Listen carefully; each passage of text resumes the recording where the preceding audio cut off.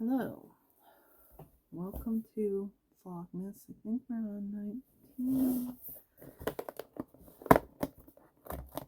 Okay, so the light is terrible. I know. That's because the Grinch storm got me, and there's no power. And so I think it was like 6 or 7 o'clock in the morning yesterday that we lost power, and then tonight, it's like 1 o'clock in the morning today. So I'm doing this with very sad pathetic lighting. Sorry. Mostly because it took forever. I think it was at like 47% uploaded at 3 o'clock in the afternoon when I generally try to get these things uploaded. And yeah. So I'm really sorry, but there's sort of nothing I can do about it. We got hammered. But we're safe. Hey, Pop. You hear the cat? He's been hanging out with me. He's going to help keep me warm. No, I have no power, no direct internet. I have roaming. I have no water. That means, yeah, you know what that means. Well, no, I've got plenty of bottled water. I've got to say, am I way off this? Way off. Okay, I'm going to pull the camera because I think that I can get it in. Is that a little better? A little better. God, that's probably making you sick. I'm sorry. Anybody who actually watches this. Oh, but the light is terrible. Okay, let's see what I can do with this. Move it a little bit this way. Better? Better lighting? I'm so sorry. This is so bad. And I know the sound is bad, and I think it's because of the clamp I'm using that's getting like on top of the microphone. I'm not even sure. I'm so unprofessional, I know. But then again, I'm not professional. I don't get, there's no ads. They've actually asked me before in the past to have ads on my videos, and I was like, no, because I don't think what I talk about is something that really should get ads. It's my own personal thing. I don't know. I'm not doing this for entertainment. I'm doing this for, to give people who have been gaslighted their whole life a sense of, okay, well, wait a second. I'm not the only one that thinks this way. That's the point of this channel. Okay, and see, now it's because of how it is in the light, it's so close. Anyway, you're not going to be able to see it all. Oh well. You will eventually be able to see it. Yeah, but I have no power. I have no heat. I do have cats that can be very convenient. I highly recommend if you have cats and you run out of heat that you use them as basically living water bottles. It's not actually cold in here yet. I think tomorrow it's going to get cold. But for now, it's okay. Does that go there? Yeah. Can you guys see this at all? Okay. It's going to get cold. My son has power. If push comes to shove, I can go stay with him. But I don't want to. So, hopefully I won't have to.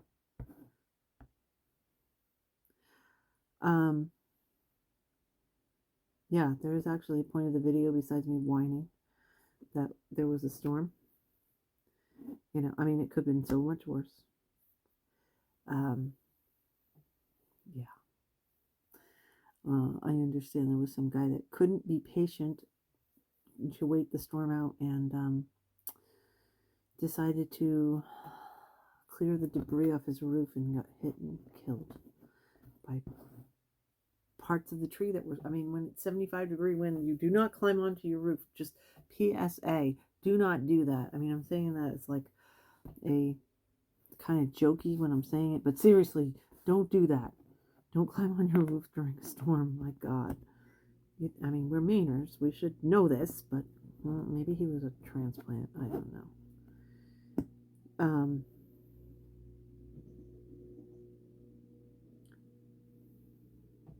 The power just came back on. I'm like, what the heck is that noise? That's the water. Haha, lights. Let there be light. Amazing. They told us that we weren't going to get power until tomorrow afternoon. Okay, well, there. You see it. The miracle happened while you were watching. What are the chances? So I guess I could actually talk about what the video is supposed to be about, huh? The video is about disassociating. You know, and I know my topics are weird, but I think about them. Actually, I think I started in October. Ooh, I changed the lighting on this one camera that I had going. One light that I had going, just so that you could see anything. Now it looks really weird. It's made the rest of my house really yellow. Hold on a second. I'm doing Vlogmas. I need to have my Christmas tree on. I gotta turn it on. Be right back.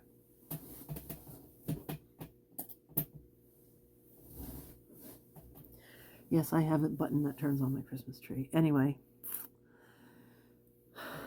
Yeah.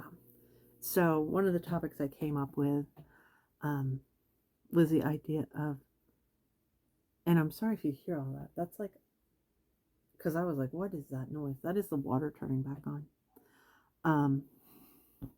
That's a good thing.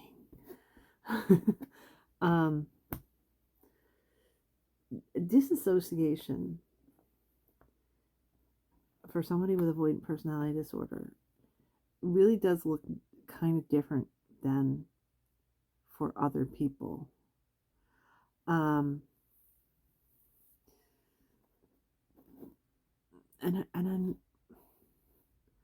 I feel like I'm trying to say, oh, but we're special. And that's not what I'm trying to say.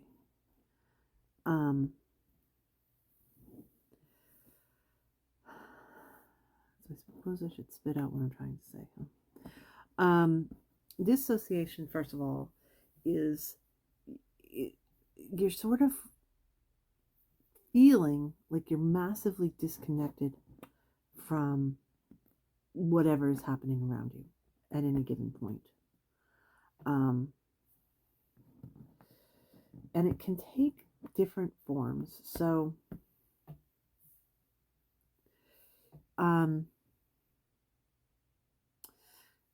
there's some people that feel like they're watching themselves do whatever they're doing, like it's a movie.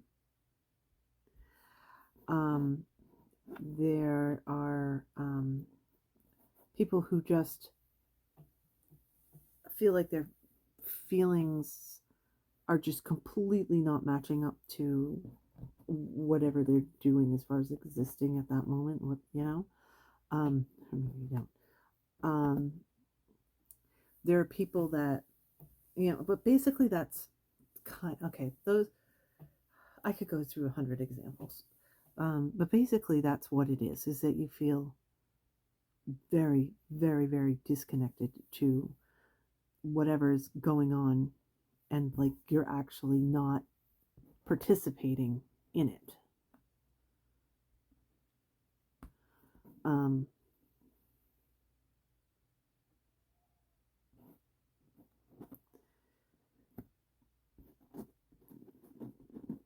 Okay, I'm reluctant to say this, but I'm just gonna say it. I don't give a shit.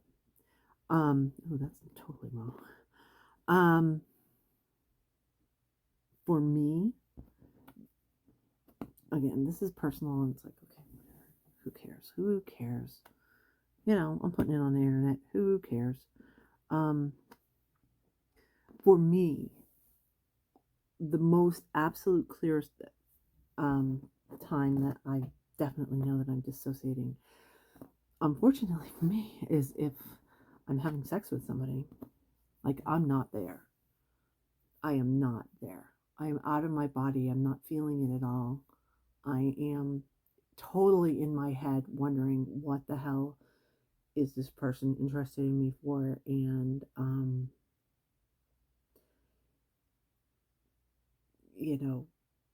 I mean, I could really go into explicit details of what's going on in my head, but it happens all the time. It's really freaking annoying, um,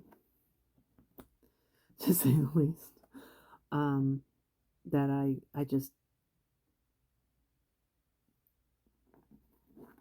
I can't understand why anybody would want to have anything to do with me. So my brain is like, okay, well, I mean, it's really,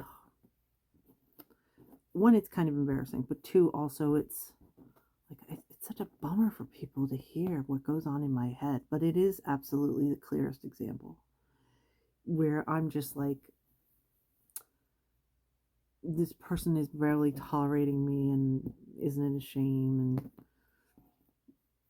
you know, yeah, I hope they, can get to the point where they need to, and then they can disappear on me the way I assume that they would. I mean, I'm just in shock why anybody would want to have, and they're like, okay, I used you for what I needed to use you for. Now please just go away, is what I would assume that somebody would want when it comes to me.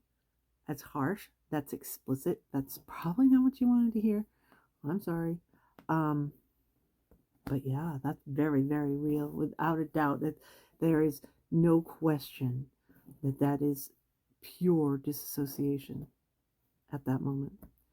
And that's when it's the clearest to me. Just because you sort of can't escape when you're doing that. You can't, because for me, if I start disassociating, it's like I've gotten to the point where I recognize it and I get out of that situation as soon as possible. Well, that's a situation you sort of can't do that. You're kind of stuck there. So, um, oh, those are really strange, weird noises. As the pipes start working again, strange, weird noises coming from me talking about my life. Anyway,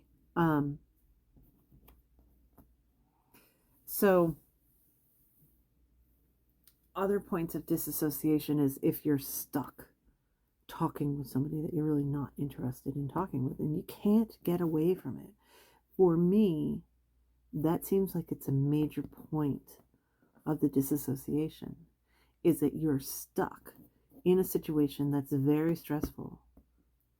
Unfortunately, you can't get away, and so your mind makes this alternative universe for you to get away into. Very, very real. For me, that's my, again, I'm sitting there going,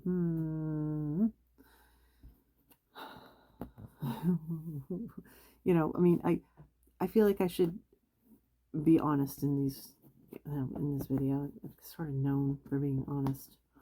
So I should just continue to be honest, right? Even though it probably doesn't make people happy to hear.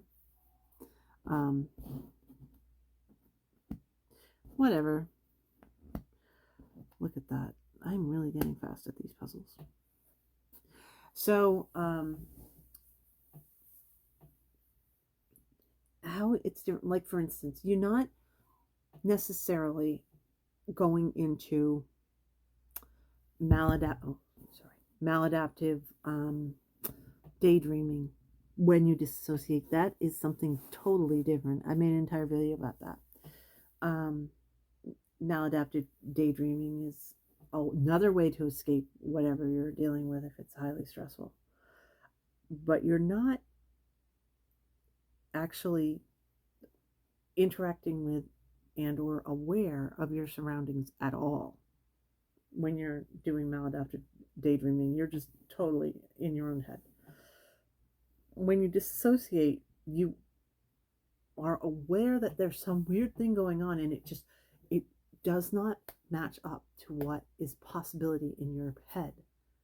And so you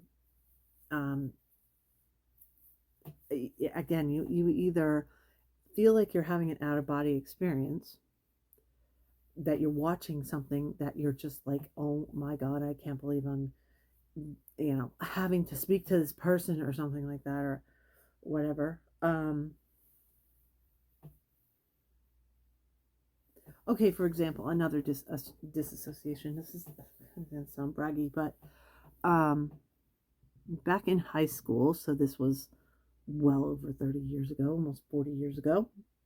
Oh my God. Um, and yet it's still, I remember, sort of. And that's it. That's the point. Like the memory is so bizarre and twisted. It's like David Lynch filmed by memory. Um, we were required, I think, God, I don't remember which year it was. Anyway, 1 year in high school. I think, I don't know. It was either sophomore or junior. I could like, yeah. We had to study some Shakespeare thing, and we were required to give a soliloquy from Hamlet. And you had to memorize it and stand up and do it. Now, I was super quiet. I never talked in class. I never spoke hardly at all about anything. But you can't believe that now. That I don't shut up here now on the internet. But people didn't hear me talk. I definitely was never trying to be the center of attention. This was like the worst assignment that somebody could have given me. And so I looked at it and I said, okay, I'm going to turn this into a challenge. And so I decided, because the act of memorization for me is actually really difficult, I decided I was going to memorize the entirety of the longest soliloquy in Hamlet, which was like a couple of pages. I mean, it was crazy. And unfortunately, or fortunately, I don't know. See, I was disassociating while I was doing it. And I've had people, again, this feels braggy. It's really hard to talk about. But then again, you're listening to me, so maybe you agree. But I've had people that they like how I talk. They like how I speak. They like how I, I guess my, just the sing-songiness of my voice. I don't know how you would put it. But I've heard that more than once. I'll just say more than once. Which is, it's such a bizarre thing to hear. So it sort of sticks with you. Maybe that's what was going on.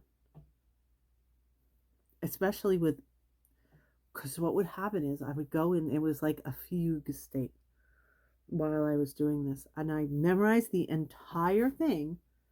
And I guess I performed it so well. They made me do it for every single English class. So I did it the one time in my class, and they made me do it over and over and over again, and excused me and made me go into every single class. Students that I didn't have as classmates, like, well, I guess they were classmates, but they weren't my, in my class. So some people, I had a small school that I went to, but there were still people that I had never spoken to ever. They made me go to every single class and do this stupid soliloquy. And absolutely, I was disassociating. I was not there. I don't know how I did it. The memory like gets snipped out of me. When I was doing it, I was like absolutely like freaked out from stage fright. And then it was like, okay, here you go. You got to do it. Do it.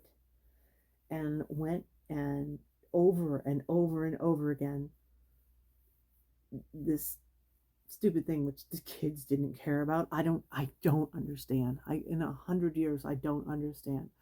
Except that in my dissociative state, it must have been, I don't know, that I said it in an expressive way, that it was impressive because it was such a long soliloquy that I don't know. 100 years, I don't know.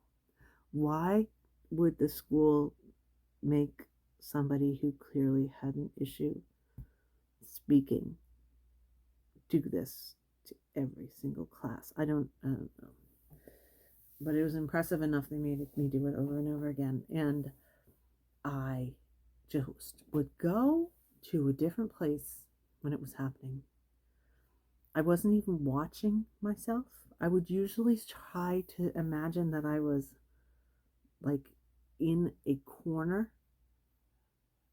Like, I mean, not just like, but I mean in a corner, like a speck of dust that was shoved as far as could go in the corner. That's where, or that I was actually in the next room besides the room that I was actually in. I was like, well, I'm over here with my back against the wall, away from, on the other, in another room from the room where I'm doing this thing that's just happening and it's just spewing out of my mouth. So that's the disassociation. Now, okay, there. Now I told you all that embarrassing crap. Geez, maybe I should edit this video.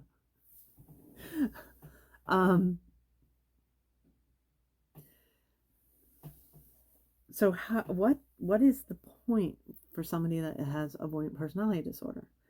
The thing is that if somebody is attempting to sort of start some sort of relationship with you, and I do mean on the most basic level, so this is like from acquaintance to a barely acquaintance plus, is when it might start, when you might sort of be so awkward that you start to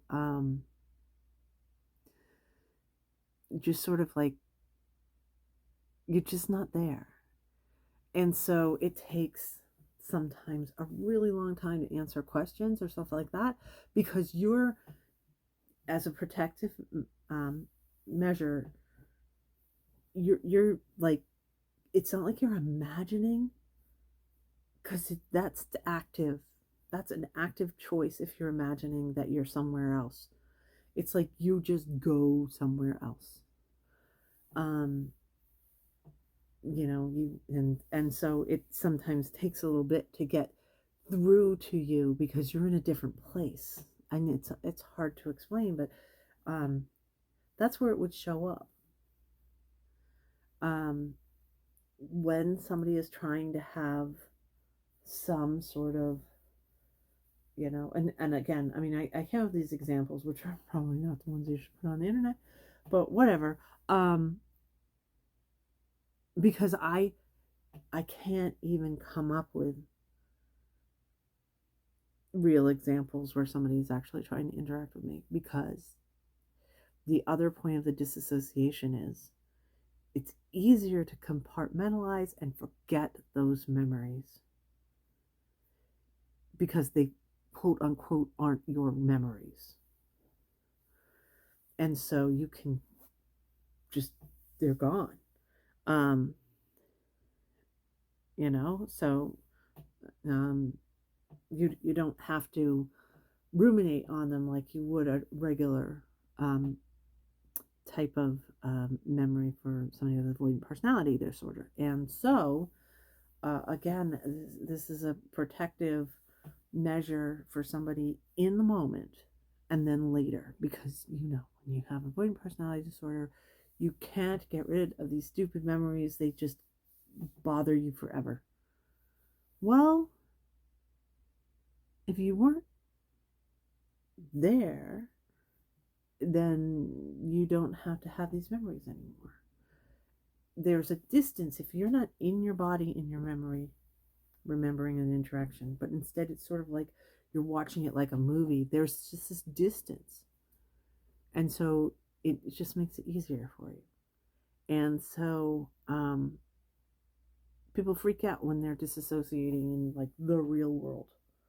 Most people would be like, oh my God, this is happening. It's a terrible thing. And it's so freaky and everything else. And people with avoidant personality disorder, they generally don't get bothered when they disassociate because it's such a, like a positive force in their life to have this like tool in your toolbox of how to get by in the world. Because since you're not actually keeping the memories the way that you would any other memory, then you're not going to attack yourself with the memories in the future. They're like gone, or else they're so weird that you don't react to them in the same way. So I don't think that it bothers people with avoidant personality disorder as much when they disassociate, and not everybody does. And I'm like, oh man, there's certain experiences you definitely don't want to have this disassociation happening, but there's other experiences where it's like fantastic. I don't have to do as much coping with that experience because it's not going to affect me in the same way. And so, great. So I don't think that people even notice so much when they're doing a protective disassociation. It doesn't freak people out. Other people get freaked out when they're disassociating. They're like, oh my God, it's so awful. It's, why do I do this? And I'm like, well, sometimes it's maybe not the greatest to do that. But then again,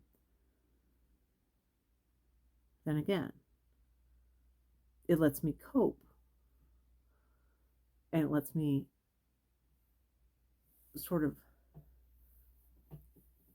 stay there. And also it can like sort of come and go.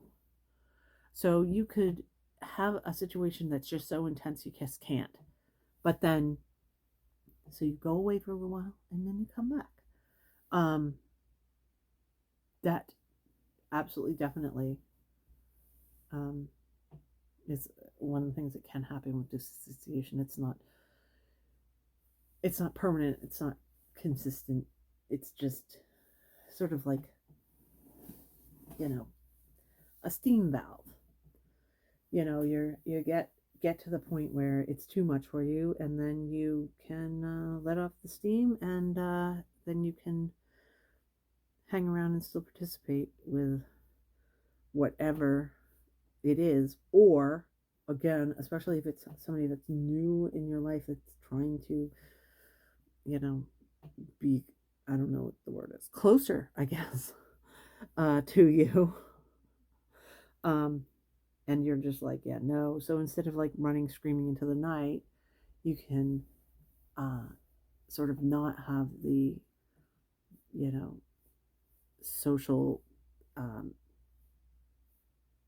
I don't know, I keep thinking like pariah or social death knell of being so freaky that you run away from somebody trying to be nice. Instead of doing that and sort of ruining your reputation, or worse, creating a weird reputation for yourself, you could just disassociate and sort of skip over whatever the stressful thing is, as long as it's a short while. So, yeah, I think I've yapped enough. I actually have electricity. That means maybe we'll have internet. So maybe this will go up on time. I'm sorry it was so weird. Sorry the lighting was so strange. Everything about it was strange. Everything's strange. Anyway. And things are still turning on in this building. Unbelievable. Yeah. So I think I'll stop, and I'll talk to you tomorrow about something probably better suited for anybody to hear. Have a good night. Bye.